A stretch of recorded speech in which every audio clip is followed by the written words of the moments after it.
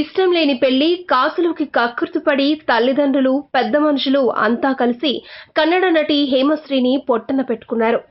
2012లో సంచలనం సృష్టించిన హేమ మృతి ఇప్పటికీ ఇంకా మిస్టరీగానే ఉంది. 5 ఏళ్లు దాటినా హంతకులెవరో అవగాహన ఉన్నా పోలీసులు ఇంకా వారిని అరెస్టు చేయలేదు.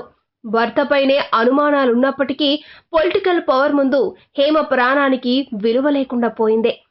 ఫ్లాష్ బ్యాక్లోకి వెళ్తే హేమశ్రీ కన్నడ, తమిళ భాషల్లో బుల్లితెర నటిగా మంచి పేరు సంపాదించుకుంది.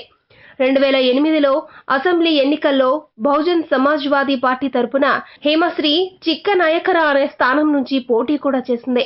ఆమె భర్త సురేంద్రబాబు కర్ణాటకలోని ఓ సామాజిక వర్గం సంఘానికి రాష్ట్ర ప్రధాన కార్యదర్శి.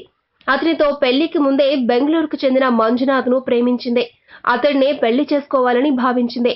కానీ హేమశ్రీ తల్లి లీలావతిపై ఒత్తిడి తెచ్చిన సురేంద్రబాబు తిరుపతిలో బలవంతంగా వివాహం చేసుకున్నాడు. అంతేకాదు 50 లక్షలు ఎదురు కట్నం కూడా ఇచ్చాడు. ఈ విషయాన్ని హేమశ్రీ స్వయంగా మీడియాకు చెప్పింది. తన భర్తకు మొత్తం 5 భార్యలు, 9 మంది పిల్లలని, తాను 5వ భార్యనని హేమశ్రీ వాపోయింది. తనను లైంగికంగా లోబర్చుకోవాలని సురేంద్రబాబు ప్రయత్నిస్తున్నాడని, కుదరకపోతే అంతం చేయాలని చూస్తున్నాడని కూడా ఆమె చెప్పిన కొన్ని ఆడియో టేపులు బెంగళూరు పోలీసుల వద్ద ఉన్నాయి. హేమశ్రీని రాజకీయ నేతలకు ఎరగా వేసి తన పని చేయించుకోవాలనుకున్న సురేంద్రబాబుకు అనంతపురానికి చెందిన 2 మాజీ ప్రజాప్రతినిధులు తోడయ్యారు. ఆ ఇద్దరికీ అనంతపురం జిల్లా రెడ్డిపల్లి సమీపంలో ఫామ్ హౌస్ ఉంది. ఈ క్రమంలోనే ఏదో పనుందని చెప్పి హేమశ్రీని సురేంద్రబాబు ఫామ్ హౌస్ కు తీసుకొచ్చాడు. అక్కడే ఆమెపై క్లోరోఫామ్ ప్రయోగించాడు. అప్పటికే అక్కడికి చేరుకున్న 2 మాజీ ప్రజాప్రతినిధులు హేమశ్రీని ఓ మంత్రి వద్దకు పంపి ఆయన కోరిక తీర్చాలని, తద్వారా ఓ కీలకమైన పని చేయించుకోవాలని పథకం పన్నినట్లు పోలీసుల విచారణలో తేలింది. అపస్మారక స్థితిలో ఉన్న హేమశ్రీని ఆమాత్యుని వద్దకు తీసుకెళ్లే ప్రయత్నంలో ఉండగానే మత్తు ప్రభావం నుంచి తేరుకున్న హేమశ్రీ ఎదురు తిరగడంతో వారు ఆమెపై తీవ్ర స్థాయిలో దాడి చేశారు.